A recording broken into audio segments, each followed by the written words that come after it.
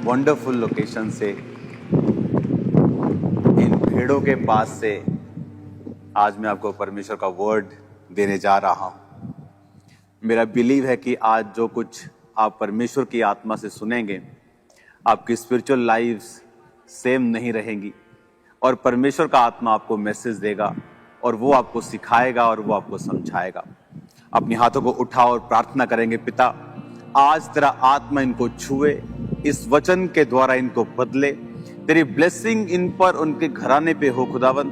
तेरा आत्मा इनको छुए, इन बच्चों को खुदावन, बुजुर्गों को, मेरे भाइयों बहनों बच्चों सबको खुदा बाप, तेरा आत्मा इनको छुए, इस वर्ड के द्वारा इनसे बात कर, उन्हें छुड़ा और उन्हें आशीषित कर खुदावन। तेरा वचन आज इनको चंगा करे, आजाद करे, बीमारियों से, बंधनों से, दुष्ट आत्माओं के बंधनों से इन्हें छुटकारा दे खुदावन। तेरे वर्ड के द्वारा ये छुटकारा पाए मेरे पिता। मैं तेरे लहू की घोषणा करता हूं इनकी जिंदगियों के ऊपर। तेरा लहू खुदा बाप इनके परिवारों के ऊपर, इनके जिंदगियों के ऊपर, इनके फाइनेंस के ऊपर खुदावन, इनके जीवन के हर एक पहलू के ऊपर तेरे लहू की घोषणा करता हूं खुदावन। तेरी ब्लेसिंग इन पे हो प्रभु यीशु मसीह के सामर्थी नाम में, आमीन आमीन हालेलुया। आज जैसे कि आप इन भेड़ों को देख रहे हैं, मैं एक भेड़ के फॉर्म पे हूं, जहां जो भेड़ों का चरवाहा है उनके साथ एक लंबी एक मीटिंग में भेड़ों को वो कैसे संभालते हैं, भेड़ों की नेचर क्या है, और वो सब चीजें जो बाइबल में परमेश्वर ने लिखी हैं, आज हम उन्हें पढ़ेंगे और आज मैं आपको प्रैक्टिकली कुछ बातों को सिखाऊंगा। वचन में लिखा है यूहन्ना 10 उसकी 1 आयत में, मैं तुमसे सच सच कहता हूं, जो कोई द्वार से भेड़शाला में प्रवेश नहीं करता परंतु किसी दूसरी ओर से चढ़ जाता है, वह चोर और डाकू है। परंतु जो द्वार से भीतर प्रवेश करता है वह भेड़ों का चरवाहा है। उसके लिए द्वारपाल द्वार खोल देता है और भेड़ें उसका शब्द सुनती हैं। वह अपनी भेड़ों का नाम ले लेकर बुलाता है और बाहर ले जाता है। जब वह अपनी सब भेड़ों को बाहर निकाल चुकता है तो उनके आगे आगे चलता है और भेड़ें उसके पीछे पीछे हो लेती हैं, क्योंकि वे उसका शब्द पहचानती हैं। वे पराये के पीछे वो नहीं जाएंगी परंतु उससे भागेंगी, क्योंकि वे परायों का शब्द नहीं पहचानती। आमीन। आज जब चरवाहा, आप इस वीडियो में देखेंगे कि जब भेड़ों की ऊन जब कतरी जाती है तो चरवाहे ने जब भेड़ को पकड़ा और चरवाहे ने गले में एक लॉकेट, जो उसकी निशानी है कि ये चरवाहा है, जब उसने उसको दिखाया तो वो भेड़ चरवाहे के हाथ में रिलैक्स हुई और वो उसका ऊन जो था वो कतरने लगा। और जब वो उसका ऊन कतरने लगा, वो चुप करके, बहुत से लोग वहां मौजूद थे और बहुत से लोगों ने उस ऊन को, चरवाहे ने कहा कि आप सब मेरे साथ आकर उस ऊन को काट सकते हैं। और हम सब ने उस भेड़ की ऊन को काटा। और तब तक जो भेड़ थी बड़ी शांत रीति के साथ बनी रही और चरवाहे के हाथ में अपनी, जब तक उसने उसको छोड़ा नहीं, जब तक वो ऊन काटी नहीं गई, तब तक वो वहां से गई नहीं। अगर हम भेड़ों की जिंदगियों को देखें तो बाइबल कहती है कि प्रभु यीशु मसीह ने हमको, आपको भेड़ों के समान रखा है। उसने अपने आप को भी निष्कलंक मेमना कहा है। उसने कहा है कि वो मेमना जो जगत के सारे पापों को उठा के लेके गया। क्यों परमेश्वर ने हमको भेड़ों के समान कंपेयर किया, या आपको ये कहा, मुझे ये कहा कि जो मेरी भेड़ें हैं वो मेरा शब्द पहचानती हैं। आज मैंने भेड़ की एक और खासियत को देखा जिसे मैं आपके साथ शेयर करूंगा। जो भेड़ है वो कभी भी सेल्फ सफिशिएंट नहीं है, वो आत्मनिर्भर नहीं हो सकती है। जिस भेड़ की आप वीडियो देख रहे हैं साइड पर, जब उसके ऊन को कतरा जा रहा था तो उसके ऊन को कतरने का कारण ये होता है कि जब मैं जहां जिस जगह पे हूं, अब यहाँ पे गर्मी है, तो गर्मी के दौरान अगर भेड़ को ये लोग नहीं कतरते हैं, उसके ऊन को नहीं काटते हैं, तो वो ओवर हीट हो सकती है। ओवरहीट होने के कारण उसकी सेहत खराब हो सकती है। और जब बारिश के सीजन में अगर बहुत ज्यादा ऊन भेड़ पे हो तो वो पानी उसमें ठहरा रहता है, उसमें कीड़े अपने अंडे देते हैं, उसमें मच्छर बहुत ज्यादा और कीड़े बहुत बड़ी मात्रा में चले जाते हैं और उसको हमेशा तंग करते हैं। और इसीलिए हर साल उनके ऊन को कतरा जाता है और फिर भेड़ें जो हैं वो हेल्थी रहती हैं। और परमेश्वर ने वचन में क्या लिखा है,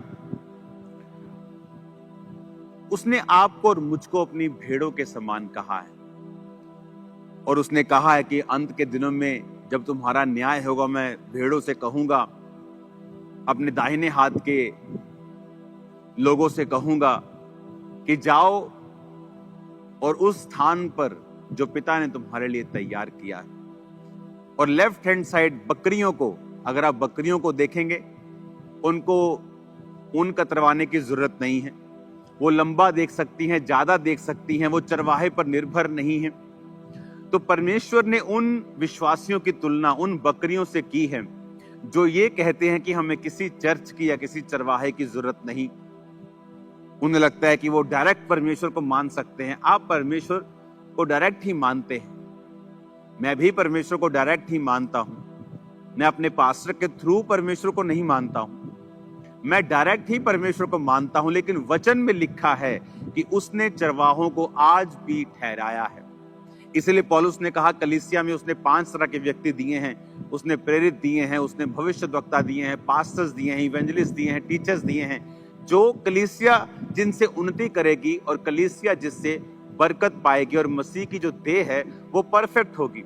इसका मतलब ये सारी मैनेजमेंट भी परमेश्वर के द्वारा ठहराई गई थी। इसीलिए बाइबल कहती जब मूसा ने गलती की और उसके बहन मरियम ने और भाई हारून ने उसको बुरा भला बोला तो परमेश्वर ने उनको श्रापित किया और उसको कोढ़ हुआ।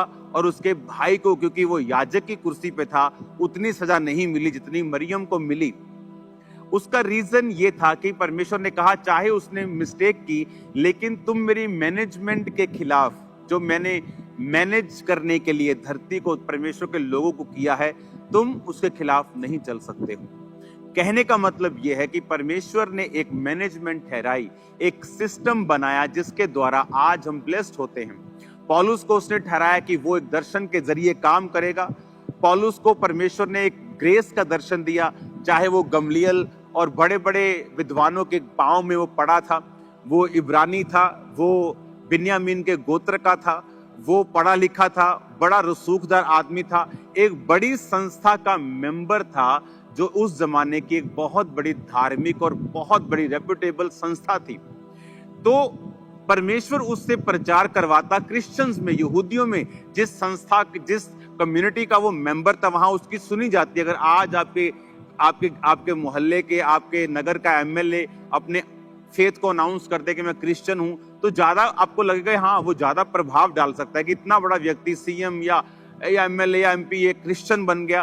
तो लेकिन परमेश्वर ने पौलुस से वो काम नहीं करवाया। परमेश्वर ने पौलुस को कहा कि तू अन्य जातियों में जाएगा जो उसको जानती तक नहीं थी, ताकि परमेश्वर ये साबित कर सके कि सब कुछ ग्रेस के द्वारा ही है। आमीन।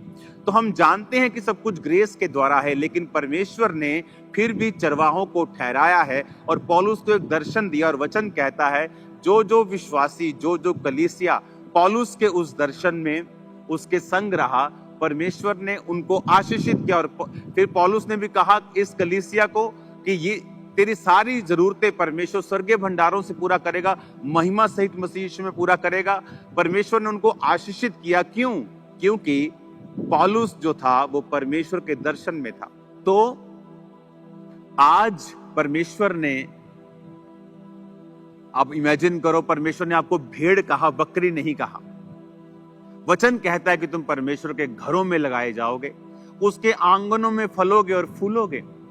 क्या है परमेश्वर के आंगन? वो उसके चर्च, वो उसके भवन, वो उसके स्थान, वो उसकी कलीसियाएं जो परमेश्वर ने बनाई और ठहराई हैं।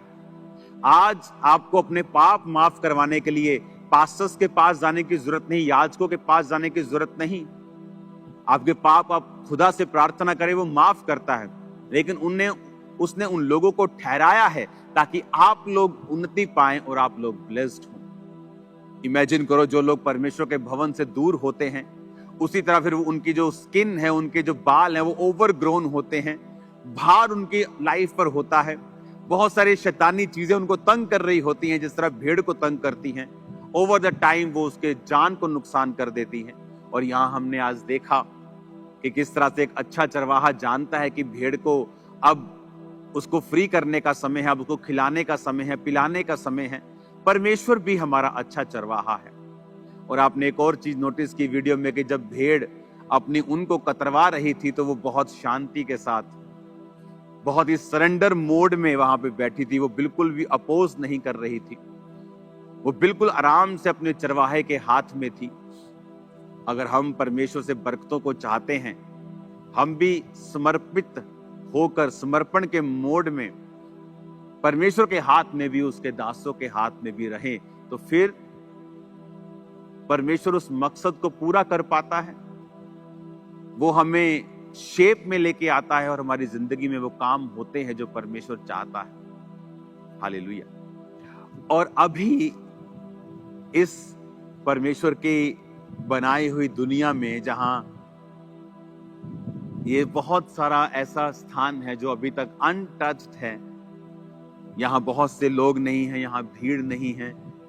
मोस्टली यहाँ जानवर आपको देखने को मिलेंगे, आपको पेड़ मिलेंगे, आपको वादियां मिलेंगी। ऐसा परमेश्वर का ये स्थान मिलेगा जहां आप लंबे समय तक, सुबह से लेकर दोपहर तक आप प्रार्थना कर सकते हैं और आप बिल्कुल भी थकेंगे नहीं। इस तरह का ये परमेश्वर ने मुझे स्थान दिया। आज मेरा मैसेज आपको यही है कि परमेश्वर के हाथों में भेड़ बने, ओवर स्मार्ट मत बने, बकरियां ना बने जिसको चरवाहे की जरूरत नहीं है,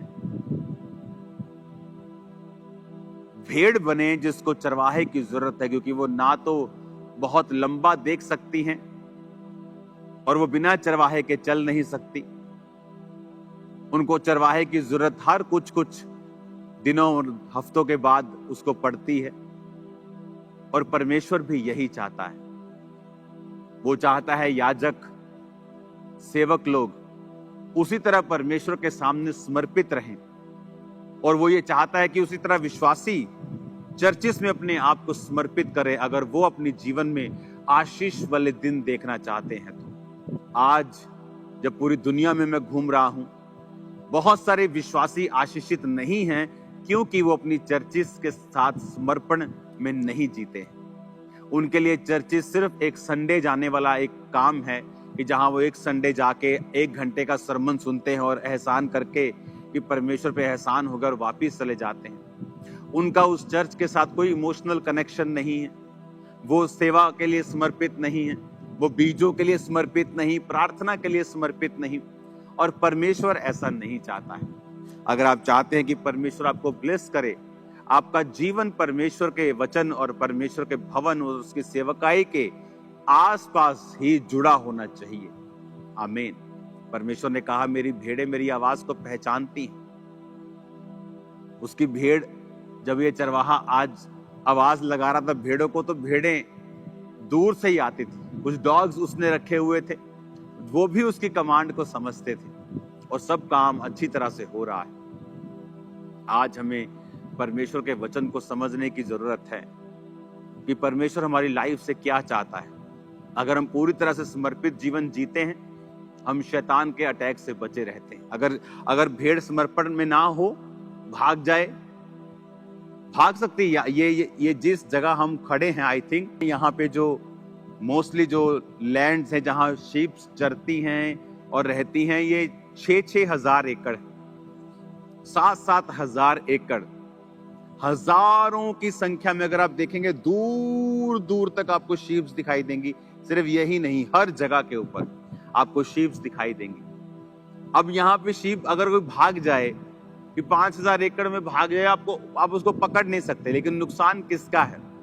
शीप का, क्योंकि वो अपने ऊन को इतना ग्रो कर लेगी और जब गर्मी आएंगी, वो हीट में जब भागेगी तो उसको दिक्कत होगी और कई शीप्स मर जाती हैं और बीमार हो जाती हैं। और जो कीड़े हैं वो उनमें चले जाते हैं बारिश के दिनों में पानी उनके अंदर ठहरने लग जाता है, क्योंकि वो सिर्फ सर्दियों के लिए उनके काम में आती है और गर्मियों में उन्हें कटवाना होता है। आप इमेजिन करो, परमेश्वर ने हमें शीप के साथ ही क्यों जोड़ा है। जब वो ये कहता है कि तुम अंगूरों की बेल हो, उसने हमें अंगूरों की बेल ही क्यों कहा है? क्योंकि अंगूरों की बेल अगर सड़ जाए, टूट जाए और फल ना लाए, तो उससे कोई बैट, बल्ला, थापी, बेलना कुछ नहीं बनता है। वो सिर्फ जलाने के ही काम आती। उसने, आज सुबह में वर्ड पढ़ रहा था, उसने हमें नमक ही क्यों कहा है? तुम पृथ्वी के नमक हो, उसने क्यों कहा? उसने ये क्यों नहीं कहा कि तुम पृथ्वी के तरबूज हो, तुम पृथ्वी के केले हो, तुम पृथ्वी के आटा हो, तुम चावल हो? क्योंकि हर एक चीज जब खराब होती है तो वो खाद के काम आ सकती है। अगर कोई फूड खराब हो गया, वो एक खाद के रूप में परिवर्तित हो सकता है। लेकिन परमेश्वर ने कहा तुम पृथ्वी के नमक हो। नमक के बिना आप हजारों रुपया लगा दें, उसमें सब्जी में पनीर डाल दें, उसमें आप अच्छी अच्छी चीजें डाल दें, सब्जियां डाल दें, अच्छे अच्छे मसाले दुनिया भर के डाल दें, लेकिन अगर आपने नमक नहीं डाला, उस चीज का टेस्ट आपको नहीं आता। नमक के बिना सब चीजें बेस्वाद होंगी। लेकिन परमेश्वर ने कहा जिस तरह तुम्हारी वैल्यू ज्यादा है जब तुम मुझ में बने रहोगे, और अगर तुम मुझ में बने नहीं रहोगे तो नमक जब खराब हो जाता है वो खाद के रूप में भी काम नहीं आता कि चलो खेतों में डाल दो खाद बन जाएगी। परमेश्वर ने कहा वो सिर्फ मनुष्यों के पैरों के नीचे रौंदा जाता है। आप जानते, परमेश्वर ने वचन में लिखा कि क्या वो व्यक्ति जिन पर शीलो का गुम्मट गिरा, क्या वो यरूशलेम में रहने वाले दूसरे लोगों से अधिक अपराधी थे? परमेश्वर ने कहा नहीं, वो अधिक अपराधी नहीं थे। यदि तुम भी मन ना फिराओगे तो इसी रीति से नाश होगे। आज परमेश्वर का वचन हमें सिखाता है कि हमें जो वर्ड कहता है कि भेड़ के समान समर्पण करते हुए अपने जीवन को परमेश्वर को देना, क्योंकि हम जानते हैं कि परमेश्वर के बिना हम कुछ नहीं कर सकते। हम भाग सकते हैं क्योंकि हमें अपना बिजनेस चलाना है, हम भाग सकते हैं क्योंकि हमें चर्च के काम करने हैं, लेकिन अगर हमने प्रार्थना नहीं की, अगर हम वचन में नहीं है, अगर हम फेथफुल नहीं है परमेश्वर के संग, तो एंड में वो सब कुछ व्यर्थ है और जीरो है। बाइबल क्या कहती? उसने कहा अगर तुम भी मन नहीं फिराओगे तो उसी रीति से नाश होगी। ये नहीं कि तुमने ज्यादा पाप किए इसलिए, कि कम पाप किए इसलिए। उसने कहा अगर तुम मन नहीं फिराओगे, अगर तुम्हें पता है कि वर्ड क्या कहता है कि हमें समर्पित रहना है। किसकी तरह? भेड़ की तरह, बकरी की तरह नहीं, भेड़ की तरह, कि हमें परमेश्वर की जरूरत है, हमें उसके वर्ड को सुनना है, हमें चर्च को फॉलो करना है, हमें अपने परमेश्वर जो दास ठहराए हैं उन्हें फॉलो करना है, हमें परमेश्वर की आज्ञाओं को मानना है, परमेश्वर के भवन के साथ वफादार रहना है, परमेश्वर के साथ वफादार रहना है, प्रभु के संग चलना है, रोज प्रार्थना करना है, पवित्रताई में रहना है, परमेश्वर के योग्य जीवन जीना है। ये परमेश्वर चाहता है हमारी लाइफ से। हालेलुया। आज इस जितने दुनिया में मैंने स्थान घूमे हैं, ये उनमें से टॉप 3 में मैं इसे रखता हूं कि मोस्ट ब्यूटीफुल प्लेसेस कहाँ हूं मैं। आपको मैं अगली बार अगले हफ्ते जरूर बताऊंगा मैं कहाँ हूं, आकर बताऊंगा आपको, क्योंकि ये अगले संडे बड़ी मीटिंग होगी और उसके बाद पार्टनर मीटिंग आ रही है, आपको मालूम होना चाहिए। फिर बड़ी मीटिंग आ रही है, तो बहुत सा डिलीवरेंस वर्क वहां पे परमेश्वर का आत्मा करेगा और आप लोगों की लाइफ सेम ना होगी, जिंदगियां सेम नहीं होंगी। आज से अपना जीवन परमेश्वर को समर्पित करें और ये समझें कि अगर आप क्रिश्चियन हैं तो परमेश्वर ने आपको स्पेशल ब्लेसिंग्स दी, पर यह भी समझे कि अगर क्रिश्चियन बिगड़ जाए तो फिर वो जलाने के, पांव के नीचे आने के ही काम आ सकता है और किसी चीज के नहीं। क्योंकि परमेश्वर ने कहा जो नहीं जानकर पाप करेगा वो थोड़ी मार खाएगा, जो जानबूझकर पाप करेगा वो ज्यादा मार खाएगा। अगर हम क्रिश्चियन हैं, हम वर्ड को समझते हैं कि अगर हम इस समर्पण में नहीं चलेंगे और भेड़ों के समान नहीं होंगे तो फिर हम अपने ही उन अटैक्स का जो शैतान करेगा, उस हीट का जो उस ऊन के कारण आती है। जब भेड़ ऊन नहीं कतरवाती और भाग जाती है तो उसका रीजन फिर हम खुद होंगे, क्योंकि चरवाहा उसी को कत सकता है, उसी की केयर कर सकता है जो उसके पास हो। हालेलुया। आज इस सुंदर और परमेश्वरीय स्थान के ऊपर से मैं आपके लिए प्रार्थना करता हूं और आपके लिए मांगता हूं कि परमेश्वर आपको समर्पित जीवन दें, आपको ब्लेस्ड जीवन दें। परमेश्वर आपको एक ऐसा जीवन दे जो अपने चरवाहे को, परमेश्वर को, जो हमारा स्वर्गीय चरवाहा है, स्वर्गीय पिता है, कि आप उन्हें खुश कर सके। आपकी लाइफ ऐसी होनी चाहिए, उससे भागे नहीं। आप चरवाहे से भागेंगे तो चरवाहे का नुकसान नहीं होगा। अगर आप चरवाहे से, पिता से भागेंगे तो आप ही अपने ऊपर एक भार पैदा कर रहे हैं। आप उनका भार पैदा कर रहे हैं जो एक दिन हीट पैदा करेगी, एक दिन बीमारी पैदा करेगी, पानी को इकट्ठा कर लेगी, बीमार कर देगी, मुश्किलें पैदा कर देगी। और परमेश्वर ये नहीं चाहता है। जब इस ऊन को मैंने काता, आप देखो वीडियो में, तो जब वो भेड़ वहां से गई तो वो बहुत हैप्पी थी, क्योंकि वो लाइट होके वहां से, लाइट वेट होके वहां से गई और वो खुश थी। जब हम परमेश्वर के प्रेजेंस में रहेंगे, उसके वर्ड को हम फॉलो करेंगे और जो परमेश्वर कहता है हम वो करेंगे, लाइफ कभी भी सेम नहीं होगी। आज हमें जरूरत है वर्ड पे चलने की, परमेश्वर की आत्मा की बात को सुनने की, अच्छी भेड़ के समान उसको फॉलो करने की। फिर जिंदगी कभी सेम ना होगी। इंसान अपने दुखों का कारण खुद ही है। परमेश्वर उसी की रक्षा करता है जो उसके बाड़े के अंदर है। अगर आप प्रभु से भागेंगे तो कुछ दिन आपको अच्छा लग सकता है, कुछ दिन फ्री महसूस हो सकता है कि ओ वाह, मैं कितना फ्री हो गया हूं, कोई चरवाहा नहीं, कोई सीटी नहीं, कोई डॉगी नहीं मुझे तंग कर रहा, कोई मुझे लेने नहीं आ रहा, मैं फ्री हूं। लेकिन धीरे धीरे वो बोझ बनने लगता है। मैंने बहुत से लोगों को देखा, जब चर्च से या कहीं परमेश्वर की प्रेजेंस से भागते हैं तो कुछ दिन बहुत उनको एंजॉय लगता है, बहुत अच्छा लगता है, उनको फ्री हो गए, कोई टेंशन नहीं। लेकिन धीरे धीरे रियलिटी हिट करती है और तब वो पहले से अधिक दुखी और बीमार होकर फिर परमेश्वर के पास आते हैं। तो परमेश्वर ने कहा कि तुम क्यों अधिक मार खाना चाहते हो, आओ परमेश्वर के सामने समर्पित जीवन को जिए, ताकि परमेश्वर अपनी भेड़ों के समान हमें देखे।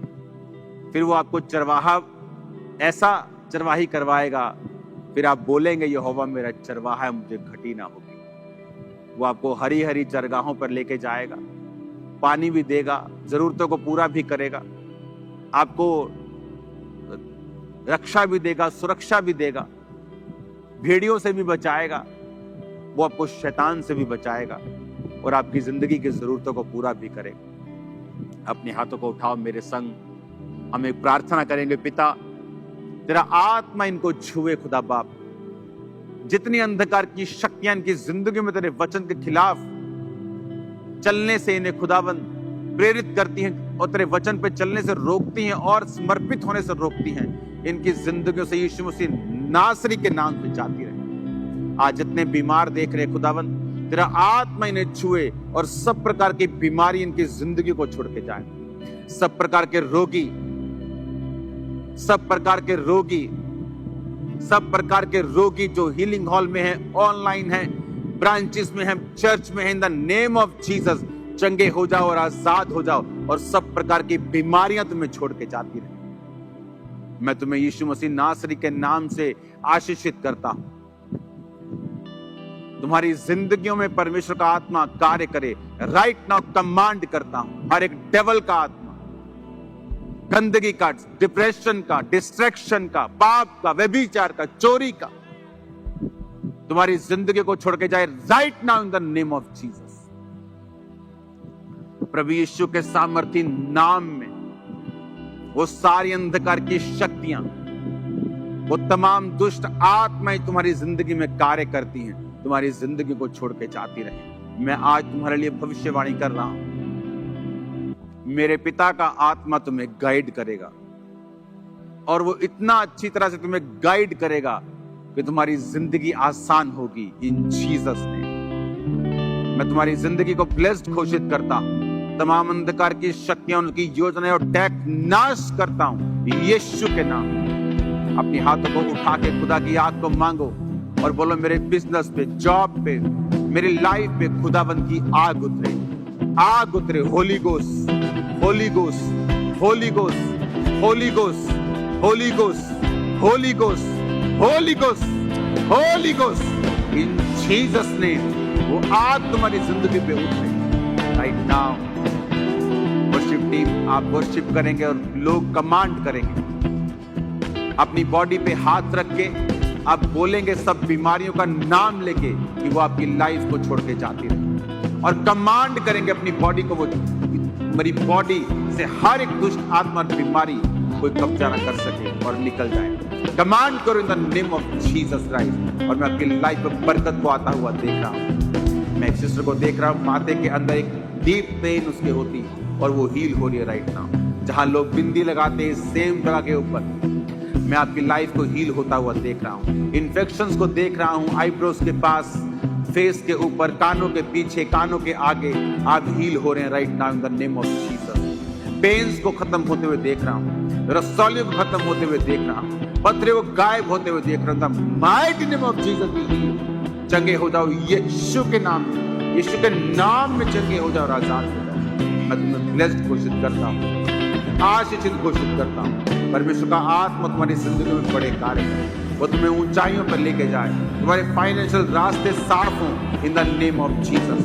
तुम्हारे घरों में जो बचा नहीं, जो सेफ नहीं, यीशु के नाम में वो बचाया जाए, यीशु के नाम में वो सेफ हो, बपतिस्मा ले, उद्धार पाए यीशु के सामर्थ्य नाम।